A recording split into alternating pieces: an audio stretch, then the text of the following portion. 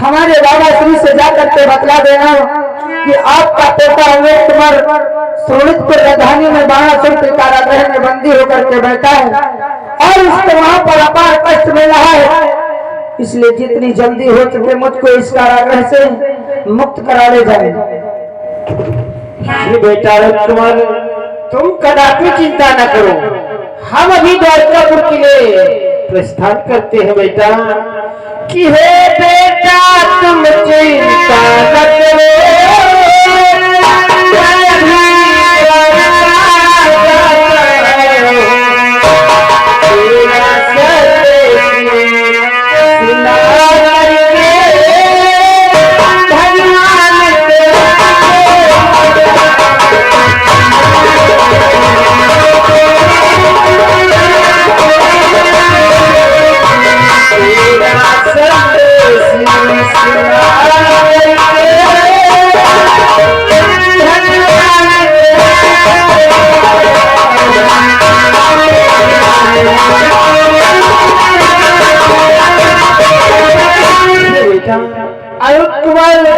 तुम चिंता न करो, तुम्हारा ये संदेश तुम्हारे बाबा श्री तक हम अवश्य पहुंचा देंगे।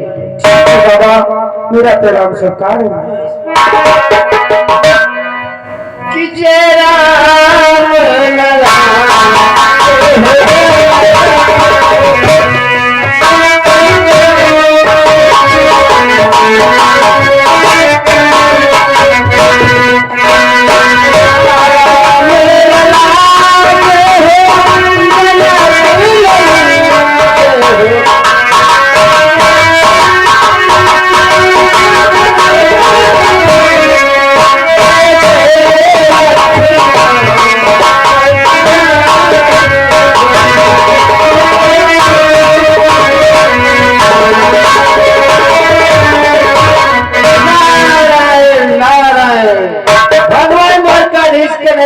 चरणों में देव श्री नारद का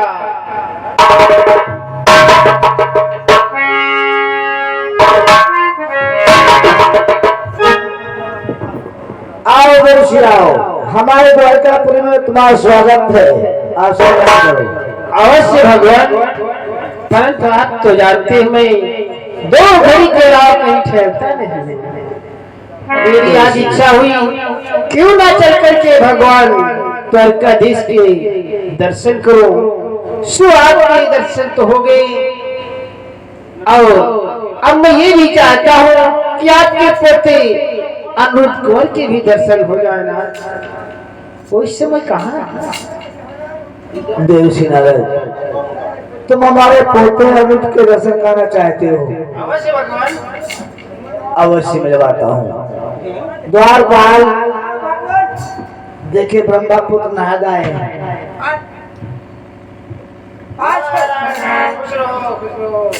आगे आगे लगाओ। हाँ बेटा, आप कैसी?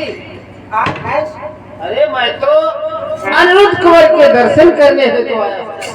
तो सबका पता, जहाँ तुम नहीं हो तहाँ कोई न कोई नई लीला लेकर भागते हो। द्वारपाल ये अनिरुद्ध से मिलना चाहते हैं। अभी कुछ क्षण पहले शयन कक्ष में विश्राम के लिए गया है, उसे यहाँ ले आओ। जल्दी जाओ। जल्दी बैठो, तो चाय नाश्ता करो। द्वारपाल ब्रह्मपुत्र नारद कहीं पर बैठता नहीं, बस इनका तो तीनों लोगों में विमल चला करता है।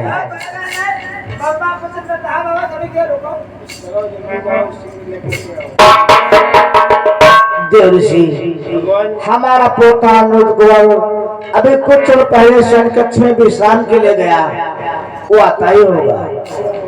द्वारपाल को बुलाने के लिए भेजा। क्या हो गया? क्या हो गया? अनिरुद्ध कुमार अपने शयन कक्ष में पलंग समेत गायब है। क्या? मैंने सारे महल में देखा, लेकिन भैया अनिरुद्ध कुमार ना दिखाई पड़ रहे, ना तो उनका पलंग दिखाई पड़ रहा। क्या अनिरुद्ध कुमार पलंग के समेत अपने शयन कक्ष में नहीं? भैया, और उनके पिताश्री वो भी बहुत परेशान है इस बात को लेकर। परंतु कहाँ चला गया? देवर्षि नारद, नहीं पता हम। क्या बताऊं, मेरा पोता अमित कुमार आज सैनकट से पलंग के समेत नहीं, पता नहीं कहाँ चला गया।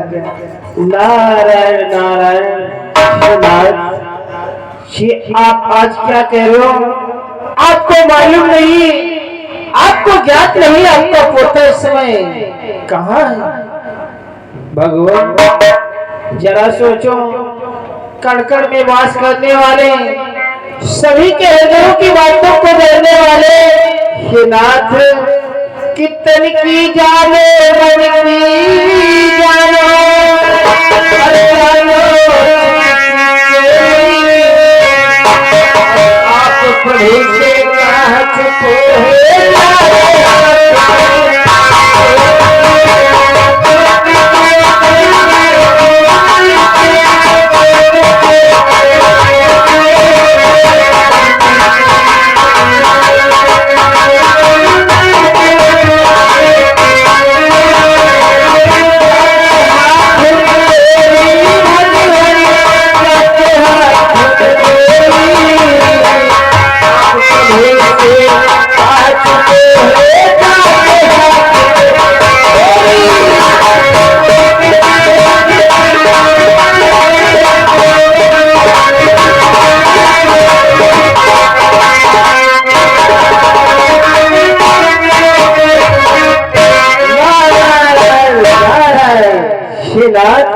ये आज क्या कह रहे हो? सभी के हृदय की देने वाले, चर में कड़कड़ में वास करने वाले, और आज आप कह रहे हो आपको मालूम नहीं आपका पोता था? देवर्षि नारद, वैसे तो तुम्हारा कथन सत्य है, मैं सब कुछ जानता हूँ। बिना हमारी इच्छा के इस संसार के किसी भी पेड़ के पत्ती तक नहीं रह सकती। हमें जानते हैं कि हमारा पोता इस समय कहाँ है, परंतु कुछ कार्य ऐसे होते हैं, कुछ रहस्य ऐसे होते हैं जो हमें करने पड़ते हैं, परंतु हम किसी से कह नहीं सकते। और ये तो मेरे गृह की बात है, क्योंकि आप हमारे दाऊ ग्रह के स्वभाव को जानते हैं। थोड़ी सी मेरी बात जान पाते हैं तो मुझे बहुत डरते हैं। इसलिए देवर्षि नारद, तुम्हारा आगमन हमारी द्वारकापुरी में इसीलिए हुआ है कि तुम्हारे द्वारा सभी को पता हो कि कृष्ण को कुछ नहीं पता था। ठीक है भगवान, यदि आप हमारे मुख से सुनना चाहते हो तो जानते हो भगवान, आपका पोता इस समय सोनपुर नरेश बारासुर के कारागृह में है। क्या और भगवान, वो इस समय अत्यंत कष्टों को पा रहा है। इसलिए नाथ शीघ्र से शीघ्र आए और अपने पोते ऋतुवर को बंधन से मुक्त करा के शीघ्र ही लेकर के आए। देवर्षि नारद, तुमने आकर के मेरे पोते का संदेशा बताया है, इसके लिए धन्यवाद है। हम अपने पोते को छुड़ाने के लिए अवश्य जाएंगे। अवश्य भगवान, और मेरा प्रणाम स्वीकार हो। ऐसे सुनो,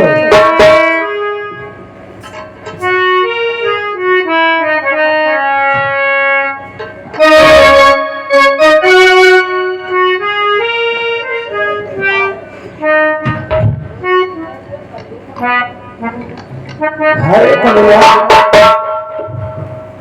ओ कहो जाओ भैया, बोलो क्या यहाँ देवर्षि नारद आए थे? हाँ दाऊ भैया आए थे, तब तो चले गए। ओ मैंने सोचा देवर्षि आए हैं, चलो चलो करके दर्शन करेंगे और यहाँ से भी चले गए। चलो कोई बात नहीं दाऊ भैया, आप तो जानते हैं वही कहे, वो तो कहीं एक दो क्षण रुकते भी नहीं, आए और बस चले गए। सत्य कह रहे हो, लेकिन एक बात बताओ, देवर्षि और आपको कुछ बातचीत हो रही थी? वैसे तो कुछ नहीं दाऊ भैया, थोड़ा सा कह रहे और वो चले गए। नहीं कन्हैया, कुछ बात जरूर हो रही थी। बोलो कन्हैया।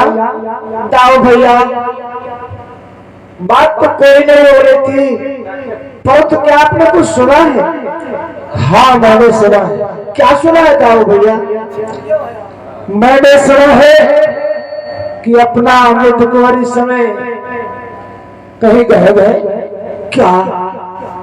हाँ दाऊ भैया, ये तो बात ब्रह्मापुर नाथ भी बता रहे थे कि तुम्हारा पोता अमृत कुंवर नरेश 1200 के बंदीगृह में बंद है। अपना पोता नरेश 1200 के बंदीगृह में बंद है?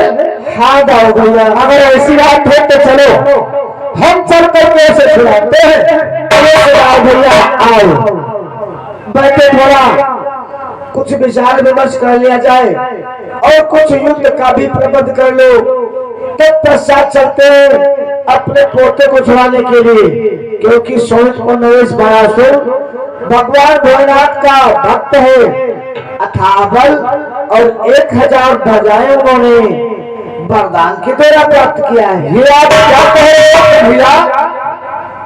अपना पोता सोनितपुर नरेश 1200 के में है और कहते बैठो, ऐसा नहीं कि तुम बैठो सोच विचार करो और हमसे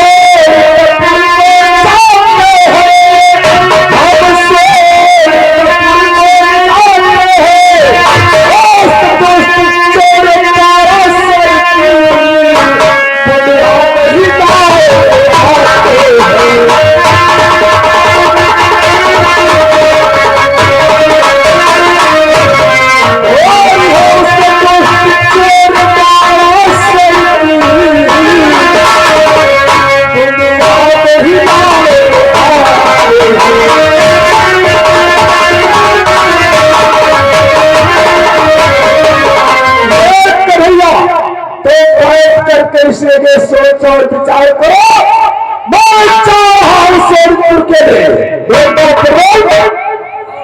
चलो शीघ्र तैयार होगा और हमारे साथ चलो। तत्काल यहाँ से प्रस्थान करते हुए चलो।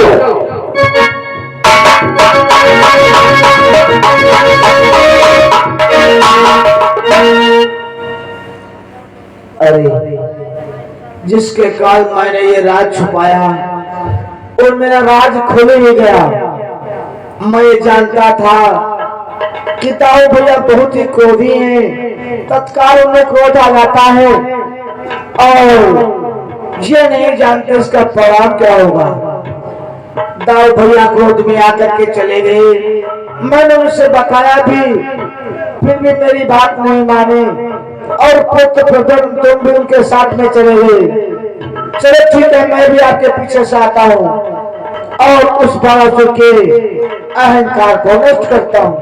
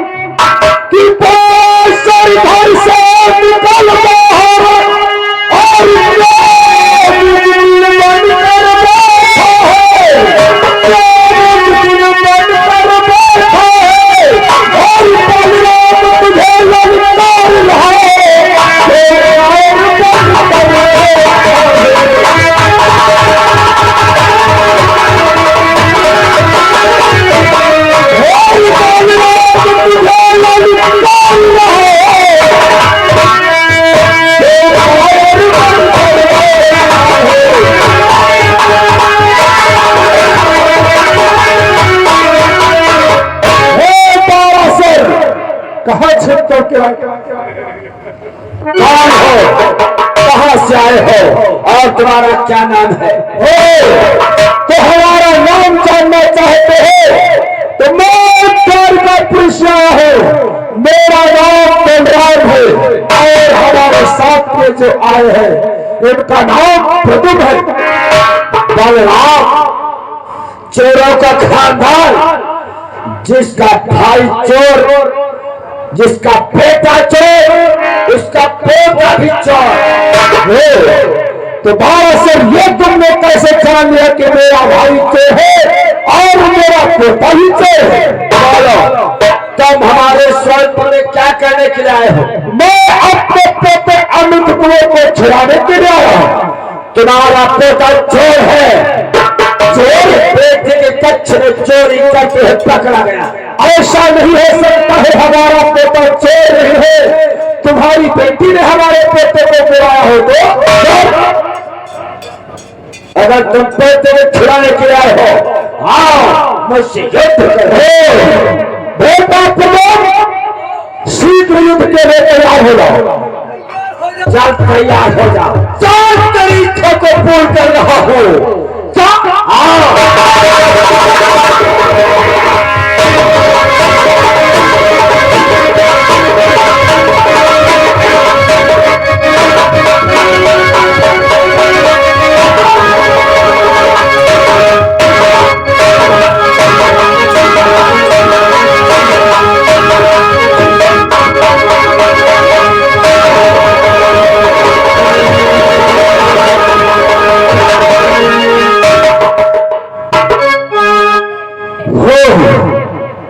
कन्हैया सत्य कहता था कि बालासुर बहुत बलवान है।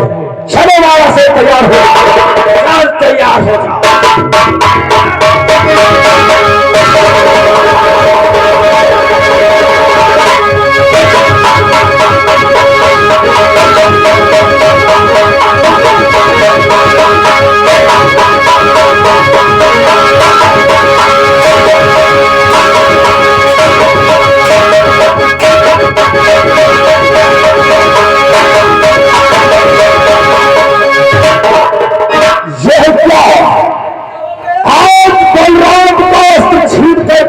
नहीं क्या बालासुर, आज हम अपने पुराने अस्त्र का आह्वान करेंगे।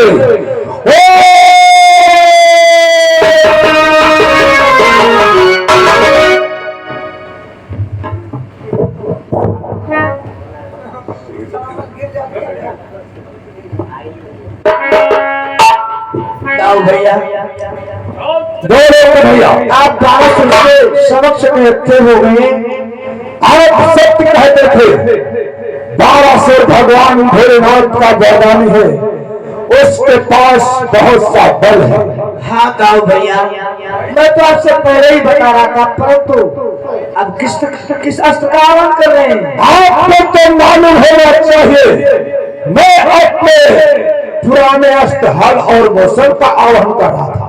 ठहरो दाऊ भैया, पुराने अस्त्र का आह्वान कर रहे हैं, हल और मूसल का। दाऊ भैया, यदि आप हल मूसल का आह्वान करेंगे और जिस वक्त जंगल क्षेत्र में चलाएंगे तो बालासुर समाप्त हो जाएगा दाऊ भैया। क्या? हाँ दाऊ भैया, परंतु इसे समाप्त नहीं करना है, केवल इसके विमान को ही नष्ट करना है। हाँ दाऊ भैया, इसलिए आप तो मुझसे बड़े हैं, मैं आपको आदेश तो नहीं दे सकता, परंतु एक निवेदन कहना चाहता हूँ। चाहते हो दाऊ भैया, यदि आप क्रोध को शांत कर ले तो मैं आपको दोनों भुजाएं उठा करके वचन देता हूँ कि मैं अपने पोते को छुड़ा करके और इसके अभिमान को नष्ट करके द्वारकापुरी तभी आऊंगा। जब ऐसी बात है कन्हैया, तो हम अपने क्रोध को शांत करते हैं और पुनः द्वारकापुरी के लिए प्रस्थान करते हैं, क्योंकि वहां कोई अर्थ न होना। ये तो विचारा का अत्युत्तम है दाऊ भैया, आप द्वारकापुरी के लिए प्रस्थान करें।